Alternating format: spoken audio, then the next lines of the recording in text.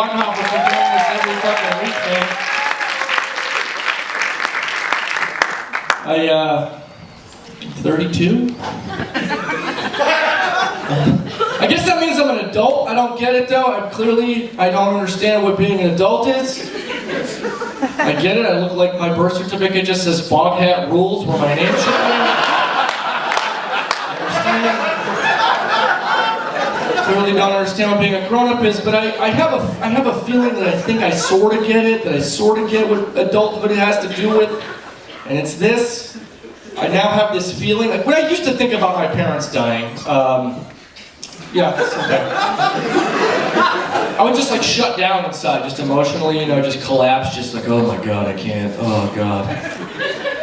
I can't do it, that's gonna break me. Oh God, that's gonna... And now I still sort of have that preemptive grief process, but there's a little thought at the end that kind of lifts me up, and it's this, oh God, that's gonna break me, I can't do it. I'll get a house. So that's okay. Clearly that's what being an adult is, right? I think that's that and realizing at 32 that you're probably going to die before you're happy, so moving on up in the world, getting things done.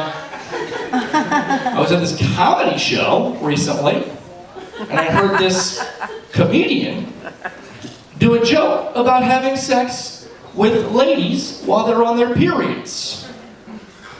Spoiler alert, he didn't like it. That was the great tag to his wonderfully insightful bit about menstrual sex, is that he's not a fan. I don't know about the rest of you guys in the room, men who like women, people with penises of the heterosexual persuasion. I took offense to this. I took great offense to this because I love having sex with women in their periods. There, I said it. I love it. It's probably my favorite time to have sex with a woman is when she's on her period. Because nothing says accomplishment to me like a blood-covered dick. It's just a visual reference. I can see it and say, I did that. I am a man. You gotta understand something though. I grew up on Friday the 13th movies and Conan the Barbarian and Lord of the Rings. Having sex with a girl on a rag is as close as I'm ever going to come to pulling my broadsword from the belly of a vanquished enemy on the field of battle. Just watch that gore gleam in the sunlight and say, I am a king this day. So,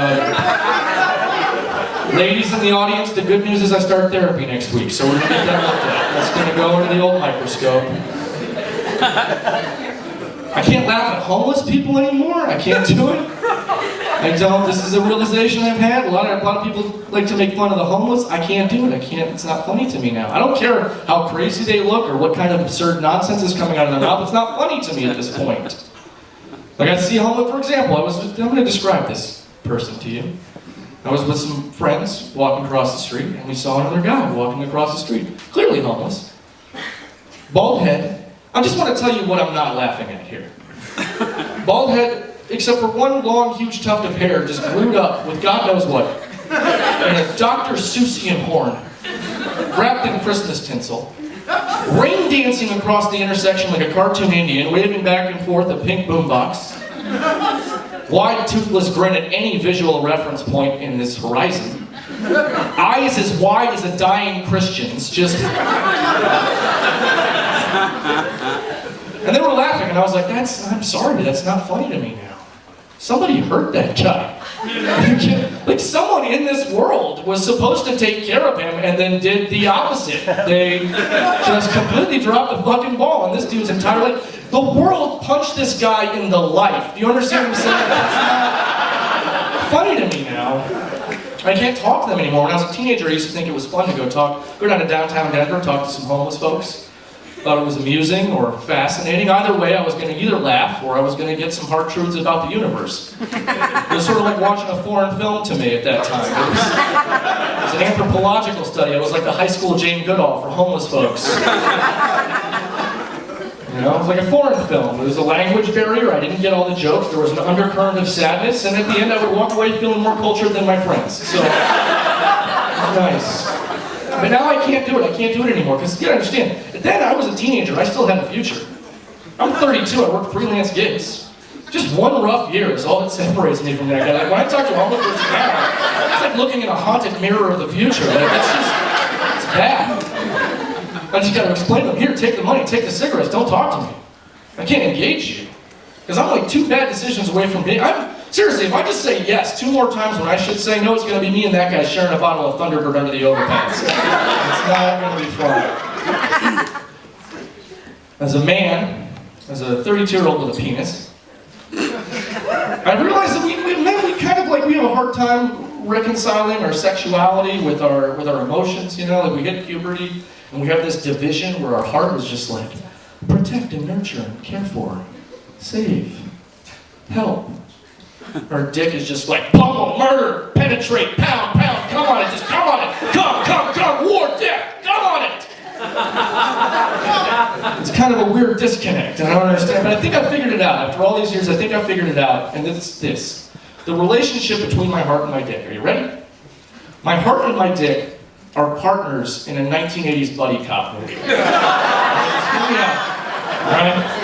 My heart's the fresh-faced rookie, you know? He's new to the force, still believes in the system, wants to see justice done, wants to get out there and fix the world. My dick, on the other hand, is Nick Nolte. He's just an ugly, gross, aging, veteran, hard-boiled detective 1 week away from retirement, thrice divorced, probably kind of racist.